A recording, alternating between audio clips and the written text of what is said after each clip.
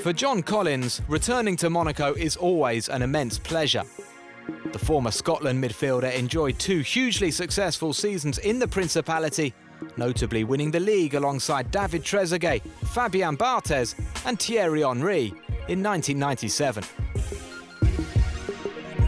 What's it like to live in Monaco? It's an unbelievable place just to visit. Well, I loved it from start to finish. Got a beautiful blue sky, you've got the Mediterranean, you've got the mountains, you've got green. So many things positive about it. And of course, I joined a wonderful football team. So I had the best of both worlds. I'll never forget my first drive down from the training ground, coming from Glasgow. It was just a wonderful feeling. The Mediterranean in the background and the blue sky, and I pinching myself thinking, how lucky am I to be in such a beautiful place? And that feeling never went away. Collins may have left Monaco 19 years ago, but he's kept close links with the club and is watching the emergence of Leonardo Jardim's team with keen interest. The 49-year-old can even see similarities between his side from the 90s and the current league leaders. There's so many good players throughout the team, and it's very similar. We played an attractive type of football, always on the front through, always taking the game to the opposition. In my time, and at this moment in time, and I'm sure for the last number of years, the secret is what goes on that training pitch at La Turby. What you're seeing now with this present Monaco team is a great balance with young players and a little bit of experience.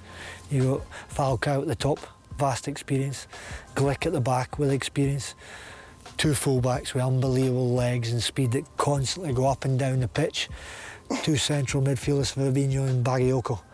They give the security to the central defenders, and so it gives them the space to go forward, knowing that they're there. And the front 3, Mbappe, Lemar, Silva, they've got skill, they've got speed. They're playing football the right way for me.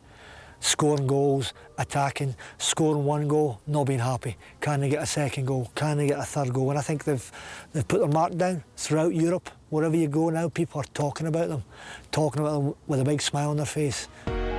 Monaco have been putting teams to the sword on a regular basis this season, scoring 132 goals in 50 games so far.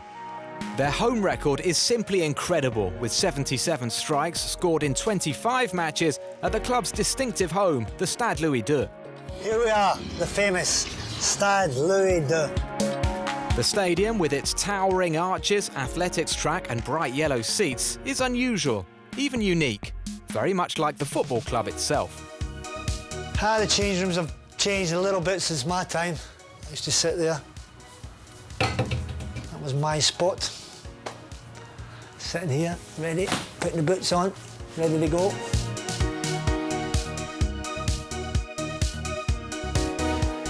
Tell me why it's special, this stadium. It's unusual looking, isn't it?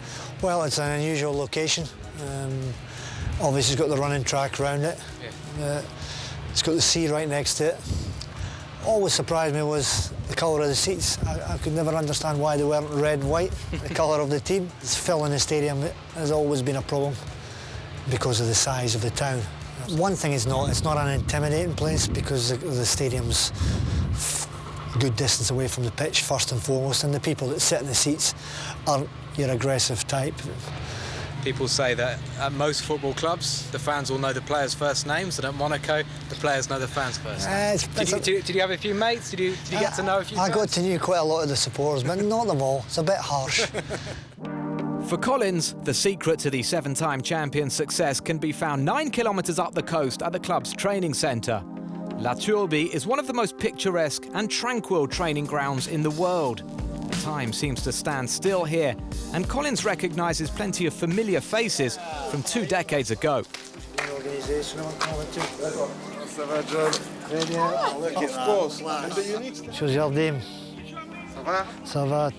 Welcome. Congratulations, you're doing a great job. All the players have really improved. The secret is the work that you and your staff have been doing here with them. It's easier to just go and spend 90 million on a player. Sure, when you buy young players it takes time, but it's better to do it this way. Now it's going to be hard to hold on to these players. Everybody is watching them. Yes, but that's up to the board to decide. Yes, of course. Well, good luck. Thank you. I'm really enjoying watching the team play, so good luck for the future. Thank you. You come here and there's only one thing in your mind, is football. Look, nothing to distract you. Obviously you've got the beautiful blue sky and you don't get a lot of wind here, so it's ideal conditions. This is all new. This part is new. This didn't exist when I was here. So they'll come and do their warm downs some days on the bikes. Do your workout here and just step out onto the pitch. Here's the boys working. So I like to see the boys working extra. And then you walk out onto this. Look at that. What a place. Doesn't get any better. Perfect pitch, blue sky, sunshine, paradise. Wish I would just roll the clocks back 25 years. It's paradise, isn't it? Yes. In fact, it's better than paradise. I would only swap Monaco for Real or Barca. What would you say are the strengths of this Monaco team? There are a lot of strengths in this team. I'm thinking about Bernardo Silva, Fabinho, Bakayoko, Lemar, Mbappe, Sidibe, Mendy. We have a very strong side. There are very young players with a lot of quality. The team we have here at Monaco this year is of a very high level. Maybe not Real Madrid or Barcelona's level, but I think these players are good enough to play for teams like Real, Barca, Bayern in the future, because really, they are very special. So what's the objective now? Our aim this year is to win something. The League or Europe, if you had the choice? The League, of course, win the League. But if we get into the semi-finals of the Champions League, then that would be good too. Champions League finalists in 2004, Monaco's European pedigree is remarkable for a club of their size. Indeed, Collins remembers his team reaching the UEFA Cup last four in 1997 and the Champions League semis the following season. It was a dream move for me at that stage of my career. Fortunately, I joined a great team. 22 international players in the squad. The 2 seasons I was there, we had wonderful European runs. The first year was UEFA Cup. We were drawn against Newcastle, which was great for me at the time. Newcastle were the top team in England. Kevin Keegan, Ferdinand, Shearer, you know, these guys. And we beat Newcastle 1-0 away, and I think we beat them 3-0 at home. Most people in England never knew any of the players, any of the teams, because at that time there was no French football on the television. But they got the fright of their lives with the quality we had. And we got to the semi-final that year. Inter Milan beat us 3-2 in aggregate. Second season, again we went on in a great run in Europe. Qualified through the group stages. And Manchester United, again, another lucky draw for me, getting to go back to England. Scotsman going back to England. Sir Alex Ferguson, the manager. We drew at home, 0-0, and everybody thought, that's the game over. Manchester United will convincingly beat us at Old Trafford, but we knew we had great speed in the team, and we could go to Old Trafford and exploit that speed, that pace behind their back four. David Trezeguet scored the goal that knocked United out that night, but the presence of Thierry Henry was equally important. Thierry had that explosive speed in his younger days. Nobody could catch him, nobody could keep up with him. It was absolutely lightning. So it was a joy for me to play with him. I just giving little passes in behind the fullback. Thierry would open up his legs and away he went. But he was very humble, he was hard working. The young kids, they were on the training pitch after every session working on their finishing. I used to be out in the wide area crossing for them, for their volleys and their finishing. And it's the secret of any success in any player is the work you do on the training pitch. Monaco's ability to churn out phenomenal young talent is their great strength. Anthony Martial was sold to Manchester United for a small fortune in 2015, and current wonder kid Kylian Mbappe is attracting interest from Europe's biggest clubs.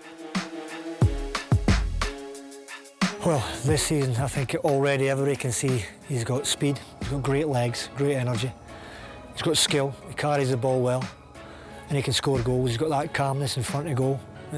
Sometimes you see young players, they get to that final position when they're going to shoot and they get overexcited and try and hit it too hard or miss the target. But he's got that calmness, which all top players have. Key moments in the game, they stay calm. And also he carries himself. He's got that look that I'm the man, give me the ball. He's playing without fear. And that probably is the key to being a top player. What seems clear is that this special, unusual, historical football club is in remarkable health. It's an incredible story. It's a 30,000 population. It's a small town, don't have big supports. But what have they got? They've always invested in their academy. That has always been a focal point of the club. And then on top of that is recruitment, getting the recruitment right.